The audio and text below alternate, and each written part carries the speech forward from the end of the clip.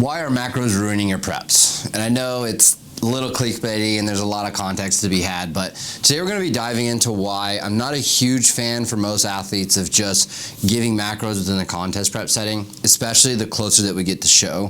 While they are a tool that we'll use in our coaching arsenal, we need to understand some of the limitations with just assigning macros to clients and start to develop our coaching skills and develop our athletes to be able to understand the tools that they have available within a contest prep and why they're key tools to nailing the look on show day. So when we look at like macros versus meal plans, it's an age-old debate about what is better. Obviously, like the macros proponent being psychologically typically better for athletes, especially those who struggle with previous eating disorders. Meal plans providing a structure that make it easy for athletes to follow. There's a lot of benefits to both sides of the equation. But when we look at contest prep comes down to measured variables, and measured variables being consistent across the duration of the prep. So if we want to produce winning athletes, we need to produce athletes that elevate their skills, but also execute when they don't have the skills by doing things that allow them to learn the skills needed to be able to eventually someday use macros within a contest prep setting.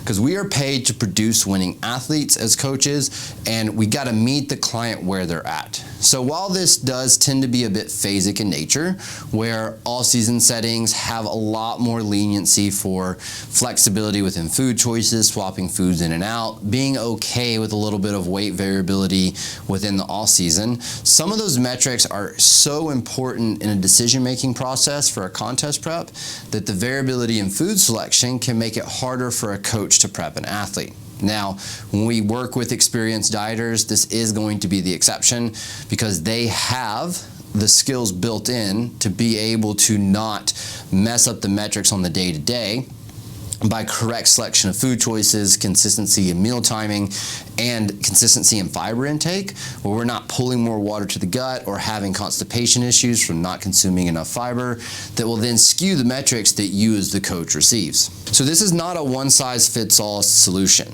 Now, I will say probably 75 to 90% of the clients you work with in the contest prep setting would probably work extremely well on a meal plan setup to provide a structure to the day, meal times in which they eat, and consistency in food selections. But for those clients that are in the middle ground, you can provide a meal plan with a narrowed food list in order to allow them flexibility to move food in and out. But the variability day to day doesn't change a whole lot because you've narrowed the food list down to 2 or 3 carbohydrate sources, 2 or 3 fat sources, and 2 or 3 protein sources. So there's ways to work around this for people who do need the flexibility to be able to change meals across prep, but we need to look at how that tends to affect the metrics in regards to making decisions as a coach within a contest prep. So what I did is I pulled together some of the challenges with macros and contest prep for you guys to see why this could potentially be problematic. And the first one is issues with satiety and the food choices that are selected in order to manage that. So we know that people that tend to go the macro route have a tendency, a lot of the time, it's a generalization, to choose more slightly palatable foods. With higher palatable foods, we are going to see an increase in hunger signaling across the day. That increase in hunger signaling can make it a little bit more stressful for them to prep. Sometimes that hunger signaling becomes disruptive to their day where they're not as efficient. Over time, that can snowball across the prep into making someone having issues with managing their stress and as a result, potentially slowing their fat loss down. So when it comes to issues with satiety, the food choices that are selected within the plan can play a large role into this. We can choose protein sources that are whole food sources rather than powders. We can choose more fibrous carbohydrate sources. We can switch rices to potatoes. There's so many ways to do this that you as the coach can make that decision within a meal plan setup much easier than you can with someone just doing macros. So as a coach, it gives you a tool to manage the stress of the athlete with the meal plan setup by helping them in making those decisions to switch the foods that are going to help them with their satiety. The second one is issues with nutritional accuracy. Unless you're working with extremely experienced dieters, a lot of times food swaps tend to be a little off in nature relative to the total macros of the day.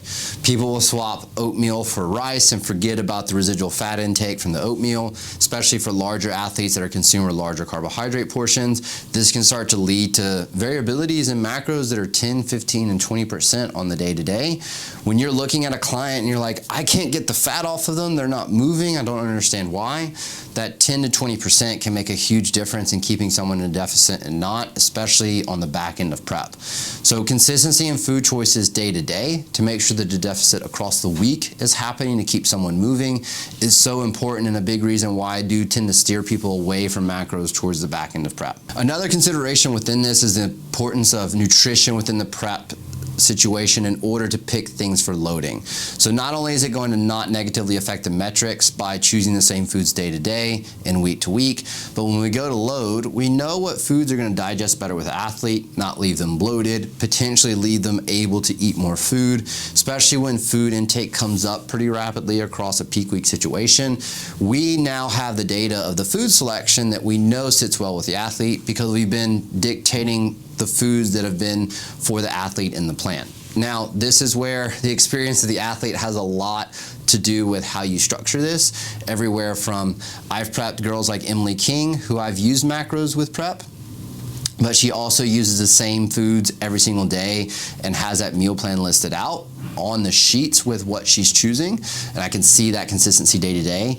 To the more intermediate or beginner client that needs the structure in order to understand how does all this work from a nutritional standpoint to get through entirety of the contest prep. So macros, yes, can ruin your prep, but it is case dependent in the experience level of the athlete. The reason this is because you're gonna run into less issues with extremely experienced dieters who know how to do these switches, because the extremely experienced dieters don't change food from the day to day as often as the less experienced dieters.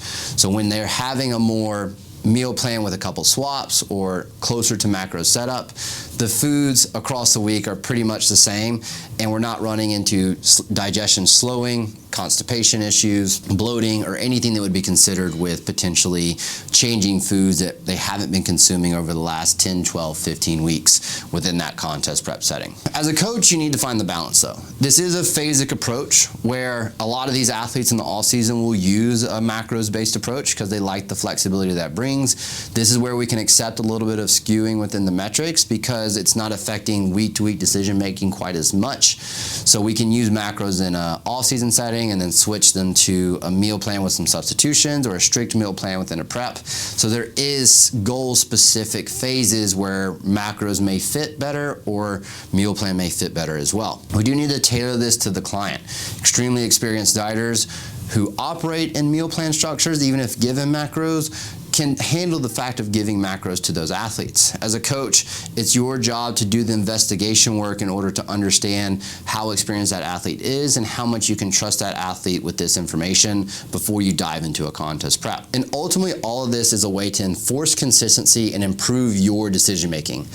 When you put athletes on stage, this is your reputation on the line. So when we look at athlete development and prioritizing athlete development, we need to have the ability to improve their skills as a dieter in all-season settings where potentially those fluctuations day to day don't impact our ability to coach as much, while making sure that you produce the result that you're paid for, and that's putting winning athletes on stage week after week. And I hope you guys take this, use it with your clients, and have happy winning for all your shows this year.